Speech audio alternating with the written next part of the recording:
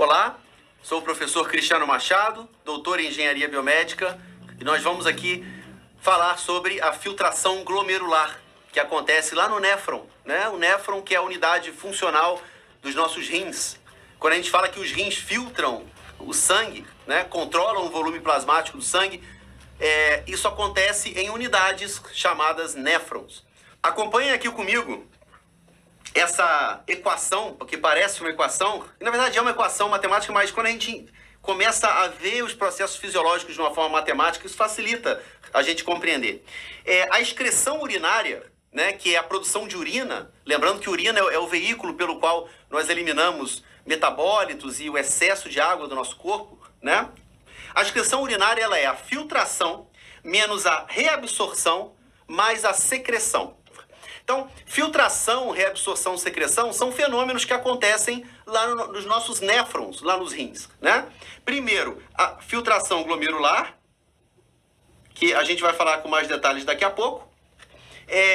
Quando o sangue chega no néfron, o primeiro fenômeno que acontece é a filtração glomerular. Acontece uma filtração de água e de vários íons, de várias moléculas, de uma forma muito rápida, né? E que gera o primeiro filtrado, digamos assim, que vai dar origem à urina no final desse processo todo de excreção urinária. Esse filtrado glomerular, ao passar pelos túbulos do néfron, vai acontecer fenômenos de reabsorção, ou seja, vários íons que na verdade não deveriam ser eliminados, eles vão ser reabsorvidos para o sangue, para a corrente sanguínea. Então nós vamos ter a reabsorção tubular, né? E após tudo isso, nos túbulos do néfron, nós vamos ter também fenômenos de secreção. Ou seja, ainda vai haver elementos que eu precise secretar do sangue para esse filtrado, para eliminar esse excesso de íons. Por exemplo, íons H+, né? Que geram acidez, enfim. E outros metabólitos que ainda precisam ser eliminados. Isso vai ser secretado para então formar urina. Então a urina é um filtrado glomerular menos a reabsorção realizada mais o que é secretado ao final desse processo. Acompanhe aqui comigo nessa imagem sobre o néfron, né, mostrando o néfron, a unidade funcional do nosso rim, em que nós podemos observar aqui uma artéria chegando, né, no que a gente chama de glomérulo ou capilar glomerular, né? Então nós temos aqui a artéria chamada artéria aferente, né? Perdão. A artéria aferente chegando, trazendo o sangue para esse capilar glomerular. O que vai acontecer nesse capilar glomerular? Acontece a chamada filtração glomerular, né?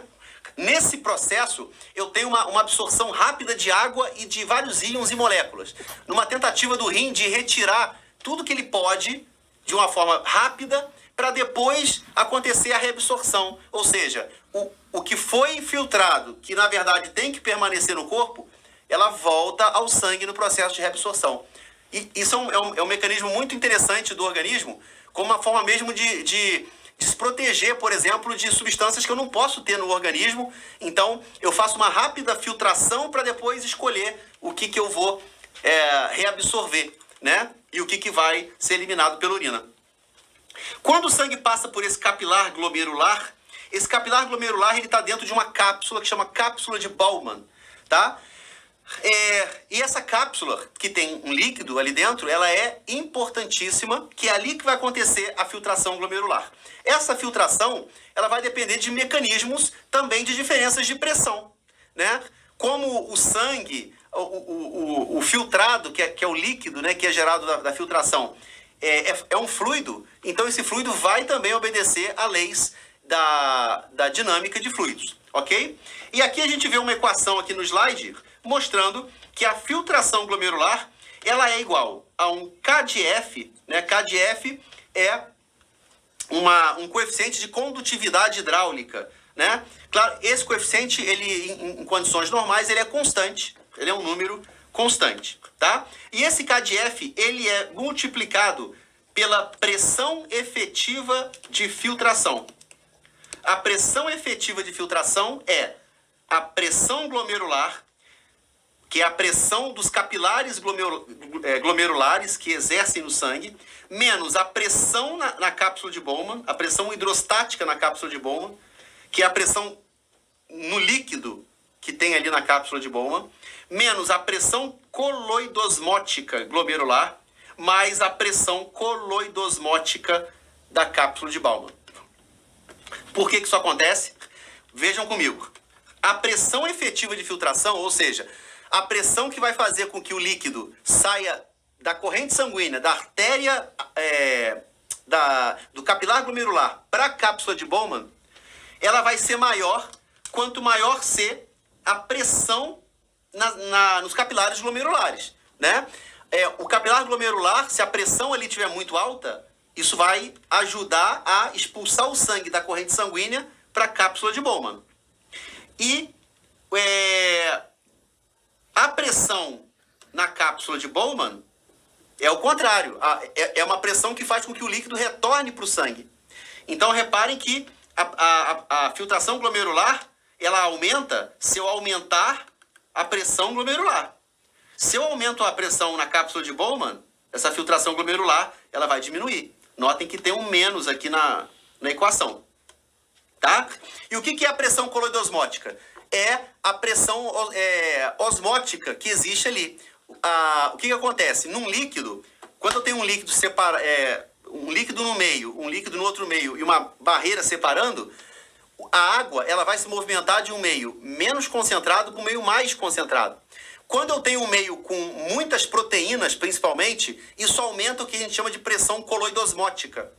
Então, quando eu falo que o meio tem uma pressão coloidosmótica muito alta, quer dizer que o líquido ele vai se deslocar para aquela região. Então, a gente nota que a pressão coloidosmótica nos capilares glomerulares, se ela for alta, ela diminui a filtração glomerular, porque o líquido tende a ficar retido na artéria. Enquanto a pressão coloidosmótica na cápsula de Bowman,